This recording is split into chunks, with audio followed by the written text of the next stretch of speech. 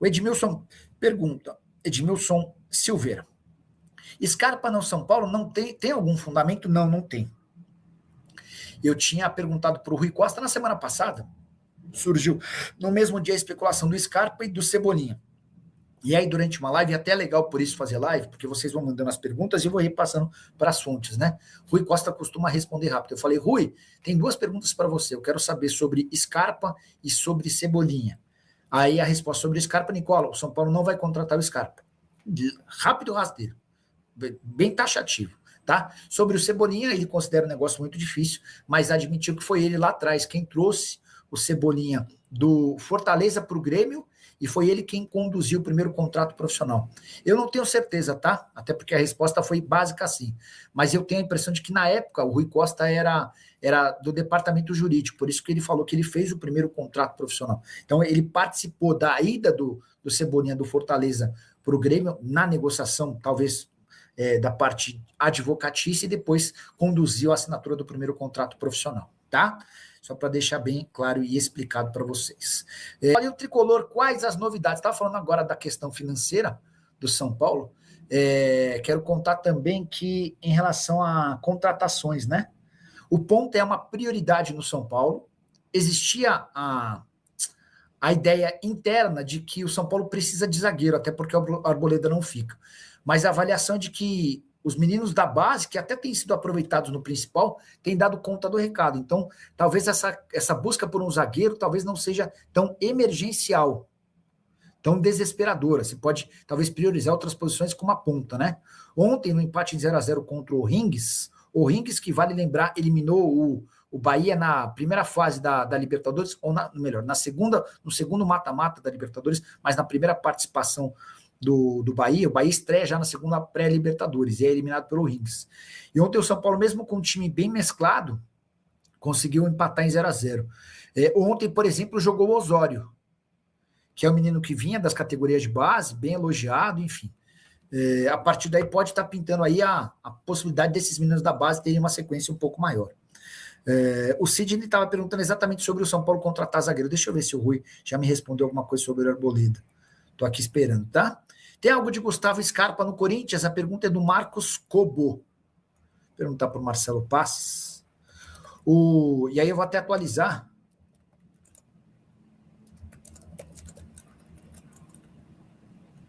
Passando para saber se Scarpa tem alguma chance para julho. Só para falar um pouquinho sobre Scarpa, né? Nessa semana, a Itatiaia, que é uma rádio super forte de Minas Gerais, e cujos donos são os mesmos do Atlético, a Itatiaia publicou que o Scarpa não completará o 13º jogo no Campeonato Brasileiro, tá? Isso significa que o Atlético pensa em negociar o Scarpa durante a pausa para a Copa do Mundo. Eu fui confirmar a notícia, e a notícia bate. De fato, o Atlético vai aguardar por propostas pelo Scarpa. Ele foi comprado por 5 milhões de euros do Nottingham Forest, tá? E o Atlético já entendeu que para vendê-lo agora vai precisar vender com prejuízo. 3 milhões de euros, 3,5. O Corinthians quer continuar contratando jogadores sem custo, sem gastar. Esse é um problema. Então, talvez fosse necessário, para que o Scarpa virasse reforço do Corinthians, se o Corinthians quer de fato o Scarpa, eu estou conferindo com o Marcelo Paz, de que ele chegasse de graça, empréstimo, uma troca de jogadores, alguma coisa nesse sentido, tá? É verdade que o time do Atlético quer o Arboleda, o São Paulo quer o Scarpa do Galo Doido. Eu confesso que eu não tinha ouvido nada sobre a Arboleda no Atlético. Vou até mandar uma mensagem para o Brax, mas o Scarpa já posso garantir para você que não tem nada, tá? Vou mandar uma mensagem para o Paulo Brax.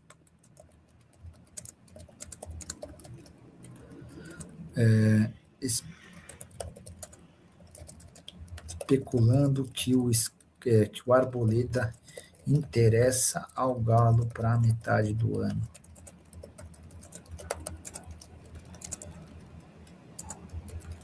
Mandei aqui, tá? Assim que tiver qualquer confirmação, também já conto para vocês. Roger Machado deve ficar até dezembro, na sua opinião? Não. Ele deve ficar enquanto tiver resultado. Começou a tropeçar e eu acho que ele tem que ir embora. Não é o técnico dos sonhos do torcedor do São Paulo, e não acho que você tem que segurar o técnico o quanto pode, é o quanto for cabível, né? Não dá para ficar segurando o técnico se você não tem o conforto de achar que o cara trabalha bem. Arboleda, atualizações, o Matheus Pradella. Matheus, eu vou escrever para o Rui para tentar confirmar algo que foi publicado ontem pelo jornalista Rafael Emiliano. Boa noite. Tudo em ordem por aí? Não sei se viu,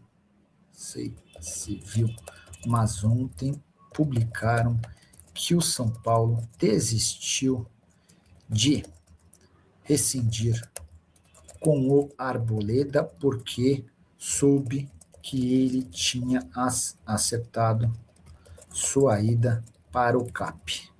Confere?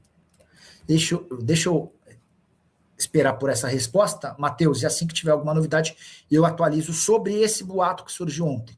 O que se sabe do Arboleda é que ele voltou ao São Paulo na segunda-feira, depois de exatamente um mês de ausência. Ele tinha assumido em 4 de abril e voltou agora em 4 de maio.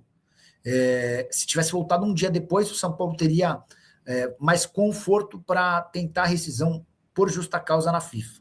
A necessidade de cumprimento de pelo menos um mês de ausência. Mas o São Paulo não adotou esse caminho. O São Paulo preferiu manter o Arboleda, vai multar em um mês de salário, o mês de salário do mês passado ele não vai receber, e o Arboleda vai treinar em horário separado, com a expectativa do São Paulo de que o Arboleda possa render algum negócio na metade do ano. O Atlético Paranaense foi uma das especulações, também falaram em Vasco, também falaram em Grêmio, enfim. O São Paulo vai exigir alguma compensação financeira ou eventualmente vai tentar um jogador numa troca. O Arboleda tem contrato com o São Paulo até dezembro do ano que vem e custa ao São Paulo R$1 milhão por mês entre salários, direitos de imagem e pagamentos de dívida. Lá atrás, vocês vão lembrar, eu cheguei a... Essa é uma história curiosa, né? Eu publiquei, 2 anos atrás, que o Arboleda tinha mais de R$5 milhões em dívidas e, entre outras coisas, o que causava preocupação no São Paulo é de que as dívidas dele incluíam até como é que era a expressão? Não era um golpista, era um cara que emprestava, um agiota, tá?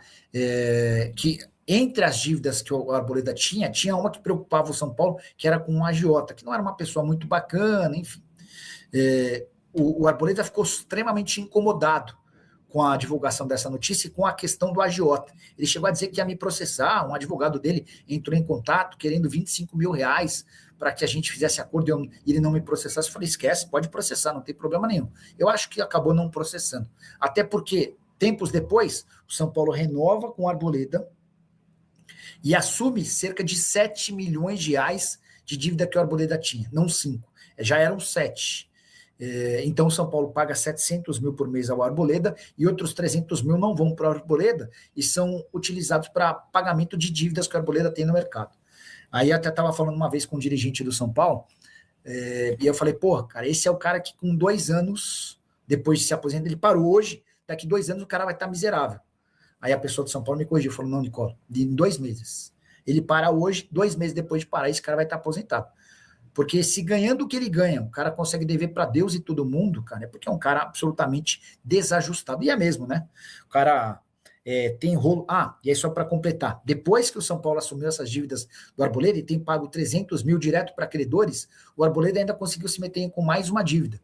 A advogada que estava representando ele em alguns casos bloqueou uma Porsche 911 que ele havia comprado.